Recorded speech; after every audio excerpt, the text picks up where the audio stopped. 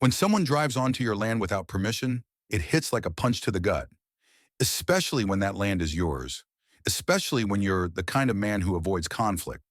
But everyone has a limit. My name's Walter, I'm 54, and I never imagined I'd fire up a bulldozer to crash a wedding. But if you knew how it started, you'd understand. Hit that subscribe button. This story is going to make your blood boil. My ranch in Arizona isn't just land. It's legacy. My father built it from nothing, turning dry, stubborn soil into a place where horses could run and crops could grow. I've lived here my whole life, quietly, off the grid mostly. No fancy tech, no neighbors too close, no problems, until her. It was a Tuesday afternoon.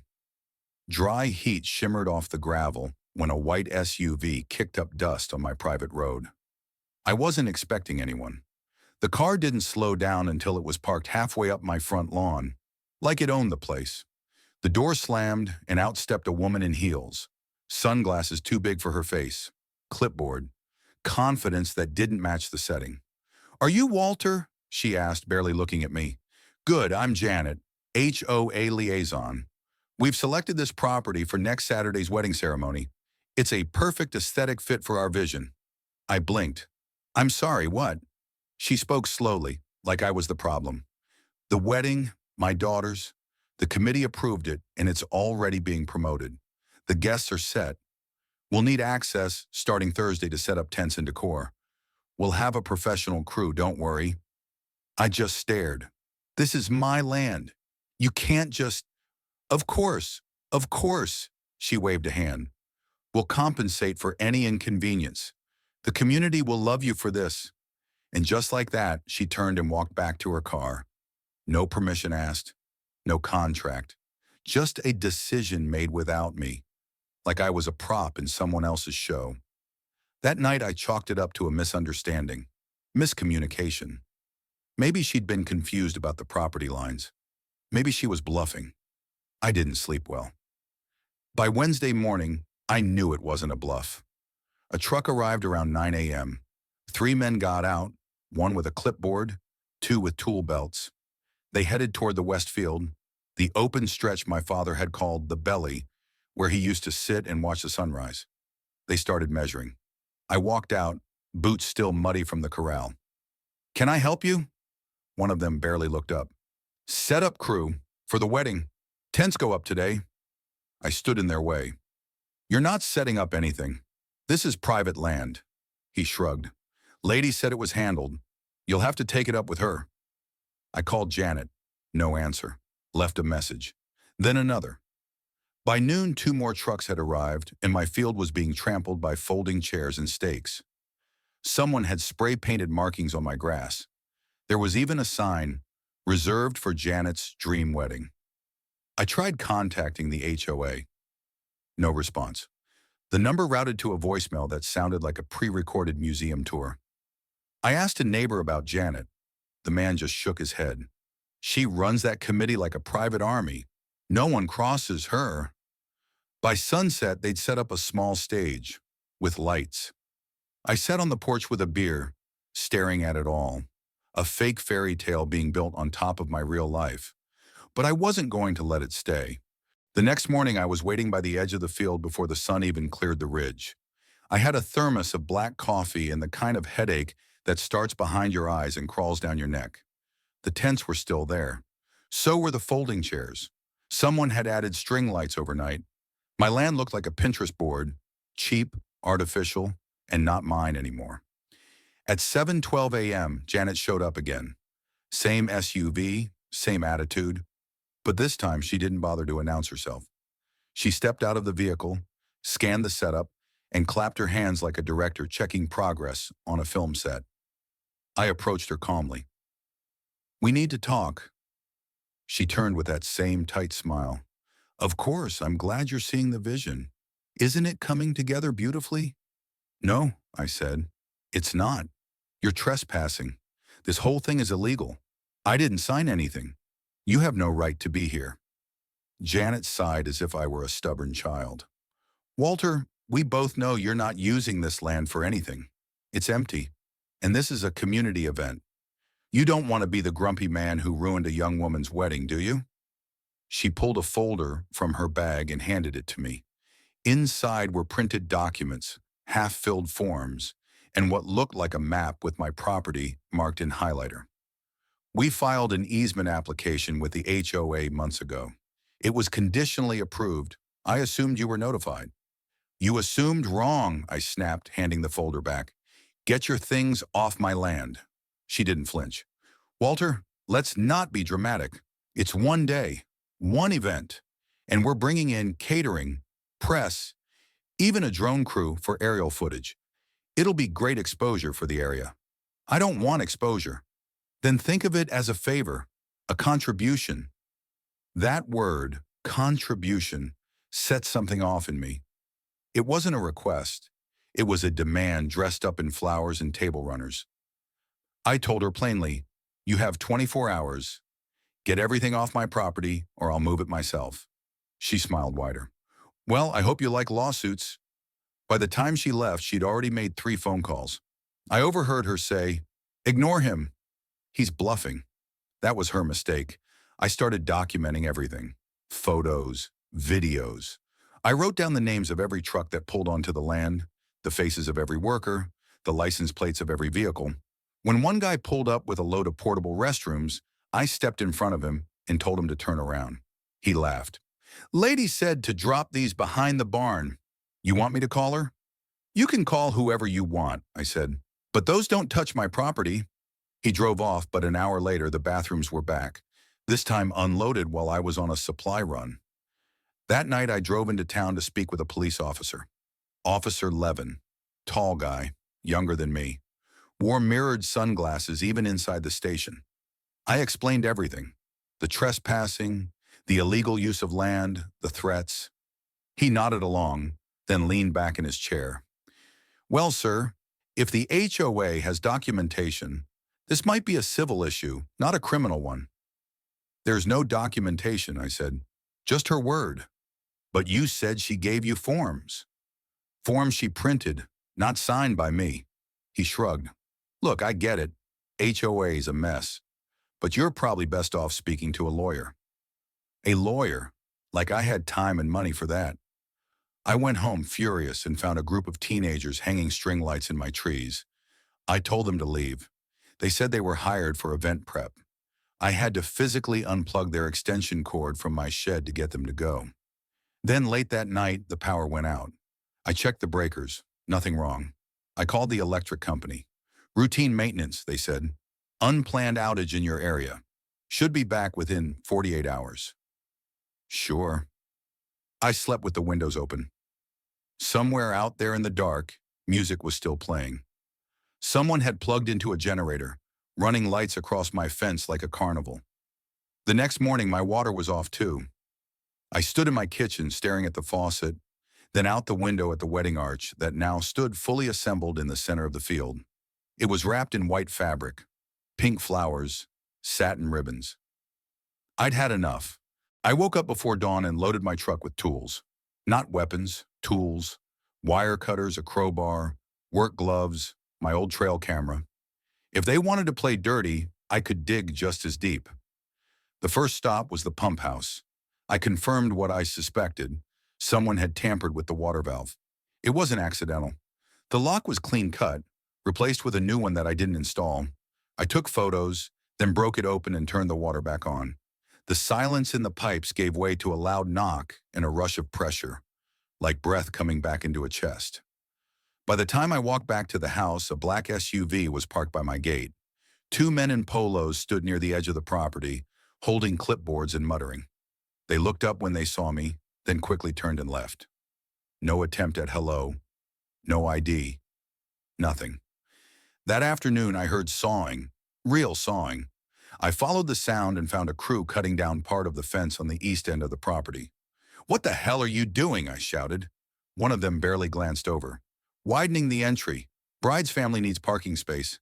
That's my fence. Not according to the event planner. I called the police again. This time I demanded they send someone out. An officer showed up around 6 p.m. Not Laban this time, but a woman named Garcia. She listened as I explained everything, then stood staring at the wrecked fence. "I'm going to be honest," she said. "This looks bad, but without clear signage or property markers." "There were markers," I cut in. "They ripped them out." She nodded slowly, like she knew I was right but couldn't say it. "Do you want to file a formal complaint?" "Yes," I said. She pulled out her pad. "Just know it'll be reviewed by the township board, and if it's HOA managed territory, they might claim jurisdiction." "That's the point," I snapped. "They don't have jurisdiction. This is my land." She looked at me then, not with pity, but like someone seeing a man standing on the edge of something. Back in the house, I tried calling a lawyer. Left 3 voicemails. My power was still off. I lit candles and fed the horses by flashlight. Smokey, my old tabby, curled up beside me on the couch, completely unbothered by the madness outside. The next morning, I woke to find my mailbox smashed. No note, just bent metal and tire tracks in the dirt. Same tread as that white SUV. Then came the knock. It was Janet. She didn't wait for me to open the door. She knocked twice and started talking through the screen. "Walter, I know you're upset, but this wedding is happening. My daughter is counting on this. Her fiancé's family has flown in from the East Coast. The photographers are confirmed. It's too late to change plans." I opened the door slowly. "You've broken my fence, cut my power, blocked off my own land, and you're still pretending this is normal?" Janet exhaled sharply. "This doesn't have to be ugly. It already is. We can still make this mutually beneficial. I'll double your compensation." I didn't agree to compensation. "Walter," she said, and for the first time her voice cracked just slightly, "this is about more than you." That was the problem. It never was about me. It wasn't about land or property. It was about control. She thought she could run right over anyone who didn't bow. I didn't answer, just closed the door in her face. The ceremony was 3 days away. I spent that night digging up documents, land surveys, deed copies, aerial photos. I uploaded everything to a cloud drive and printed duplicates. Then I set up 2 trail cams, one by the eastern fence, one behind the barn. The next morning, they were gone. Someone had found them, smashed them, left the broken plastic hanging from a nail, like a message. Fine. I went into town, bought a prepaid phone, and contacted a local reporter. Told them everything, sent proof. Photos, videos, screenshots of HOA maps that didn't even include my land. They replied in under an hour, following up. This sounds big. It was big, and it was about to get louder. Saturday, the wedding day. By 10 a.m., the road to my ranch looked like the entrance to a concert venue. Cars lined the dirt shoulders for half a mile. Some even parked halfway into the scrub brush, tires kicking up dust clouds that hung in the heat like smoke. I watched it all from my front porch, coffee in hand, heart like stone. They came in waves, guests in linen suits, pastel dresses, heels sinking into the dirt. Music pulsed through the air, some romantic acoustic version of a pop song. Someone had set up a speaker system near the tree line and linked it to Bluetooth. There was a printed schedule taped to my gate. Ceremony at 1 p.m., photos at 2:30, reception to follow. They weren't even pretending anymore. A white delivery van arrived around noon, and men began unloading covered trays of catered food. I saw a massive cake box marked with floral tape and fragile in Sharpie. Portable heaters, champagne buckets. The whole thing looked like a destination wedding plopped right into the middle of my real life. My home had become a photo backdrop, and that's when I saw it. They'd hung a banner across the front of my barn. Janet's ranch wedding? Not Walter's ranch, not private property. Janet's. My porch had been wrapped in ribbon. They'd roped off the walkway and labeled it VIP only. There were floral arrangements set up next to my horse's watering trough, with guests posing for photos like they owned the place. One guy even climbed up on my corral fence to take a group selfie. I stood there in the doorway for what felt like forever, and then I turned around. Out back, behind the storage shed, under a tarp that hadn't moved in 4 years, sat my father's old bulldozer, a Komatsu D21. Sun-bleached, dust-covered, but still operational. I'd kept it tuned, just in case. I didn't know what just in case meant until that moment. I pulled the tarp off, checked the oil, primed the fuel, climbed in and turned the key. The engine coughed, then growled, then roared.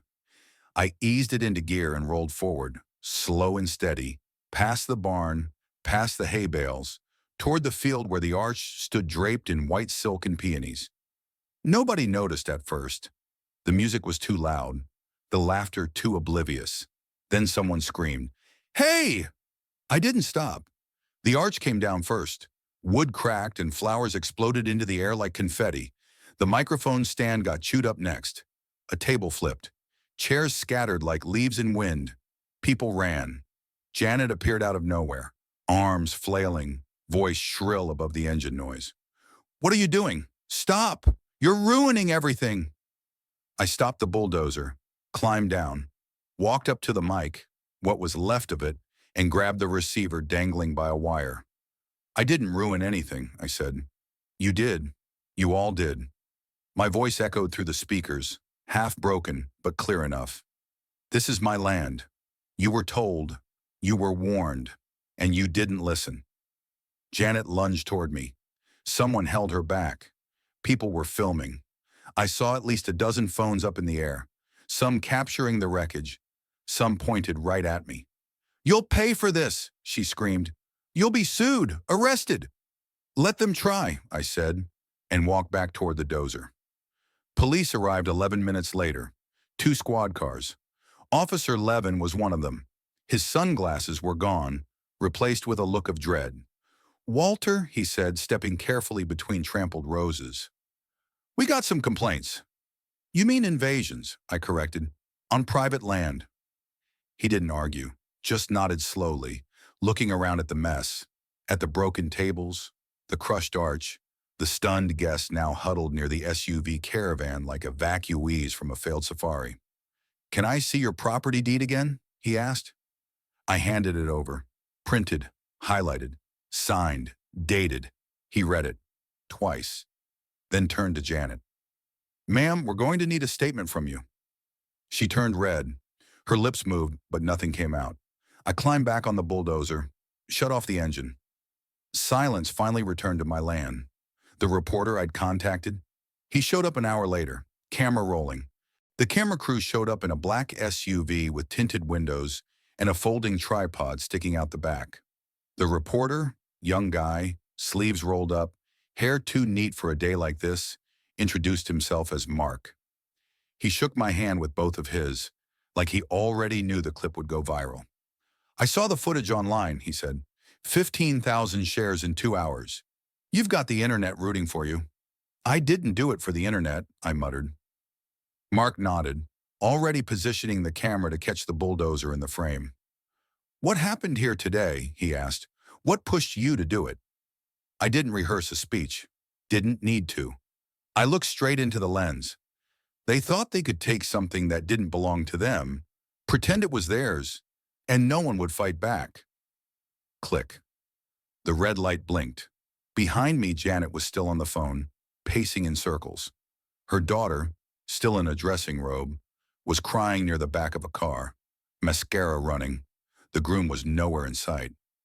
One of the caterers was dragging trays back to the van, muttering under his breath. The field looked like a battlefield. The stage was destroyed. Tablecloths fluttered like torn flags. Glass crunched under every step. The arch was a pile of kindling, soaked in spilled wine and wilting roses. A few guests tried to sneak out quietly. Others lingered, waiting to see what would happen next. Mark wrapped up the interview quickly. "We'll edit it down. Should be on the 6 o'clock segment. You're going to want to see this." I nodded, still feeling the engine's vibration in my spine. A few minutes after he left, Officer Garcia returned. She asked for a second copy of the deed and offered to escort me to the township office on Monday to file a full report. "You've got a solid case," she said. "That video helps. So do the neighbors who've started calling in." "Neighbors?" I asked. She handed me a list. 5 names. All had called the station to report HOA abuse, intimidation, and unauthorized activity. some stretching back over a year. Janet's name was on every complaint. "She's been running the board like a private club," Garcia said. "Looks like people finally had enough." I looked at the list again. One name jumped out. Mr. Halverson. He lived 2 miles down the road. Quiet man. I hadn't spoken to him in years. Turns out Janet had fined him $500 for fence inconsistency, HOA rules, weaponized bureaucracy, but not anymore. That evening, I sat on the porch with a cold beer and Smokey asleep on my lap. The sun dipped behind the ridge, bleeding orange and purple across the wreckage. I didn't clean it up. Not yet. I wanted it to sit there for a while. Let the scene speak louder than words. My phone buzzed nonstop. Strangers DMing me, neighbors thanking me, a few lawyers reaching out pro bono. Even a construction company offered to fix the damage to my fence, free of charge, just for being a badass. Janet? She disappeared, left the ranch in a different SUV around sunset, surrounded by her inner circle, all silent. No goodbye, no apology. But not a single one of them touched the land again. And then came the email from the HOA board chair, a formal notice of investigation.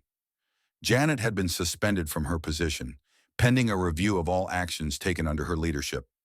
I forwarded it to Mark. He published it in an update the next morning. By Monday, the story had exploded. Major news outlets ran segments with clips of me standing in front of the bulldozer like something out of a movie. Comments flooded in. "This man is a legend." The Karen got served. Private property is private for a reason. I didn't respond to any of them. Instead, I met Officer Garcia at the township office. We filed the report, submitted every piece of evidence, every photo, every invoice for damage, even the trail cam footage, what was left of it. She shook my hand when we were done. "We'll be in touch." When I got home, the field was still quiet. No cars, no music, no flowers, just grass. 2 weeks later, the field looked like nothing had ever happened. No crushed arch, no spilled champagne, just dry Arizona earth, browned by the sun and breathing quiet again. I took the horses out early that morning, let them graze freely across the belly of the land. Smokey followed behind like a shadow, tail flicking, head low, like he didn't quite trust that it was really over. But it was. The case went fast. Janet was removed from the HOA board, not just suspended, fully stripped of any authority. Turns out she hadn't filed any of the permits she claimed existed. The documents she waved in my face were completely fraudulent. Mock-ups she printed and used to bluff her way through control. She'd done it before too. Misused funds, threatened residents, even reallocated community resources to projects that benefited her family. Once it came out, no one defended her. And me?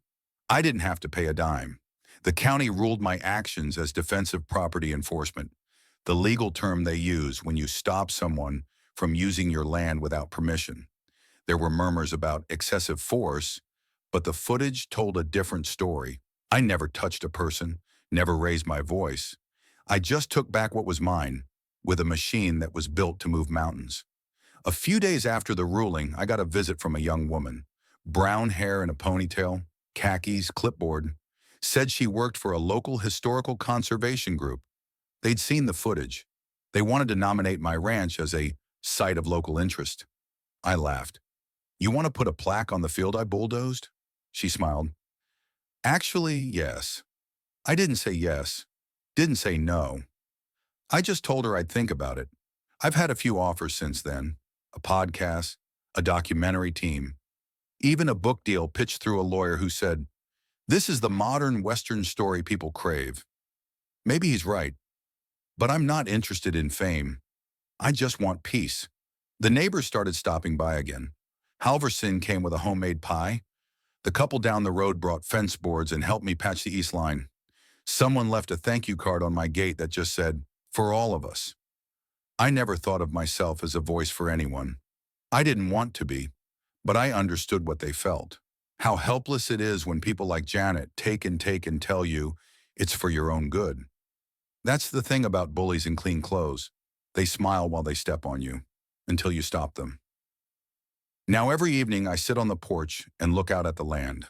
No lights, no music, No plastic tables or rented decorations. Just the crunch of gravel when the wind picks up. The distant sounds of horses chewing. The quiet kind of silence you earn. The bulldozer sits covered again, tucked away where it belongs. I hope I never need it again. But I'm glad I had it when it mattered. And if you're wondering what happened to Janet, she moved. Rumor is she relocated to California to start fresh. There's talk of a new HOA chapter already forming there, with her name attached. I don't know if it's true, don't care either. Because here on my land, there won't be another wedding unless I throw it. And if someone forgets that, I've got the key to a Komatsu D21 that says otherwise.